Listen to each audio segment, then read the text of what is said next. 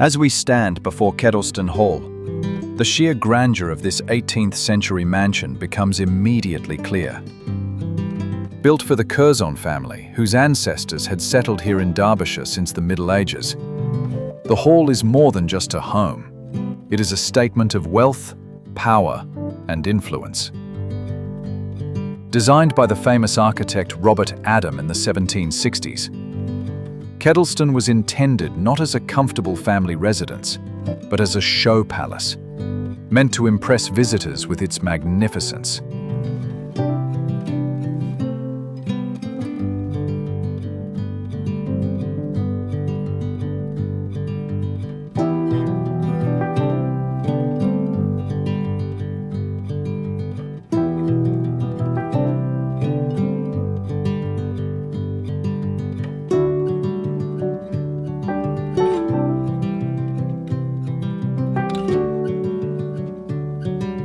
The central block, framed by sweeping colonnades, was built to resemble a Roman palace.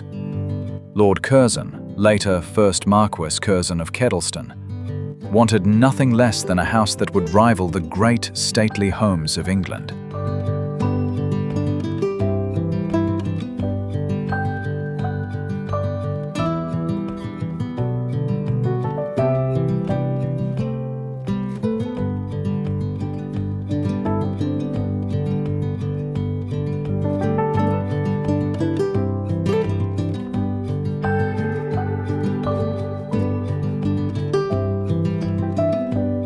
As we step inside, we first arrive in Caesar's Hall.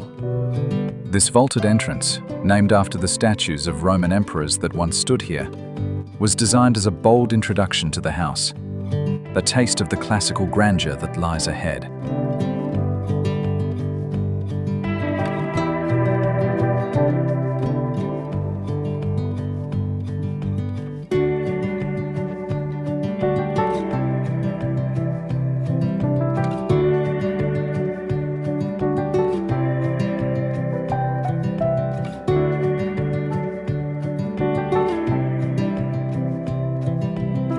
From here, we move into the Marble Hall, a space created to astonish.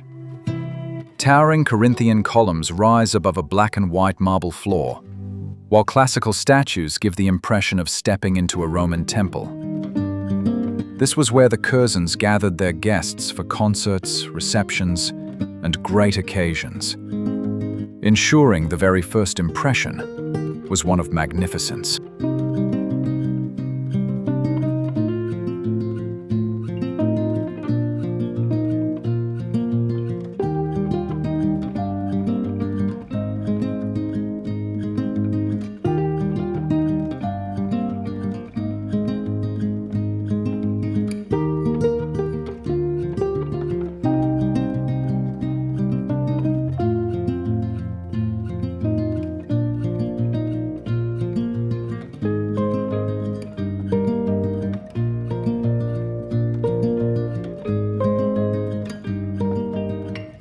Beyond the Marble Hall lies the saloon, perhaps Robert Adam's masterpiece. Inspired by the Pantheon in Rome, its great domed ceiling and ornate plasterwork reflect the ambition behind Kedleston. The saloon was the heart of the house, where guests would be received with the full impact of Adam's neoclassical design.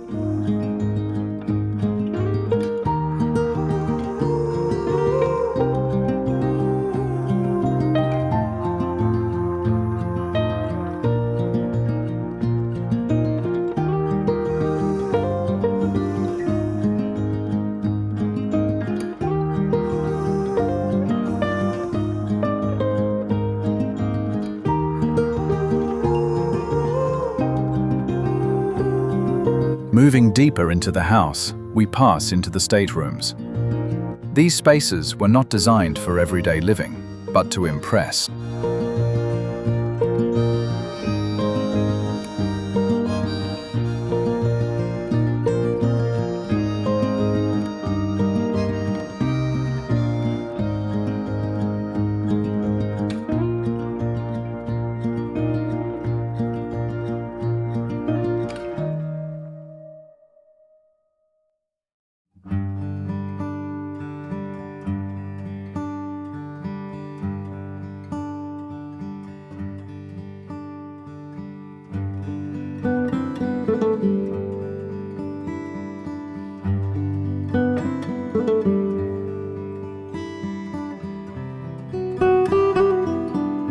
In the drawing room, gilded stucco, painted ceilings, and fine furniture reflect the influence of the classical world.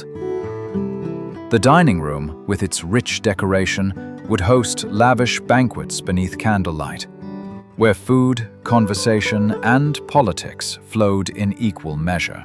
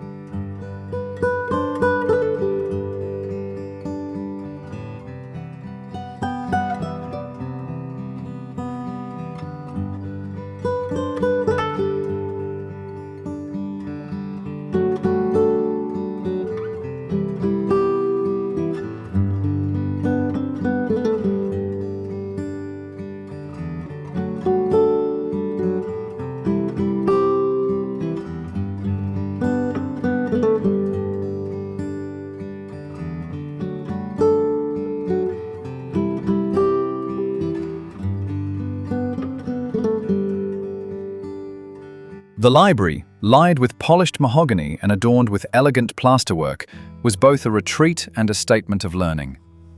Together, these rooms demonstrate Robert Adams' genius for blending architecture, decoration, and symbolism into one harmonious vision. But Kedleston's story does not stop with architecture. The house also reflects the extraordinary life of George Nathaniel Curzon, later the first Marquis Curzon of Kedleston. Serving as Viceroy of India from 1899 to 1905, he was one of the most powerful men of his age. Throughout the hall are treasures brought back from his time in India. Ornaments, textiles, and artworks that reflect both his admiration for Indian culture and the wider story of Britain's imperial reach. These collections remind us that Kedleston was not just a Derbyshire mansion, but a window onto a global stage. Even in the smaller family rooms, it is clear that Kedleston was never modest. Every detail, from the plaster ceilings to the carved fireplaces, was designed to reinforce the family's status and ambition. Leaving the grandeur of the hall behind, we make our way to the family church of All Saints, which stands within the grounds. This medieval building predates the present house and once served the parish before Kedleston became a private estate village.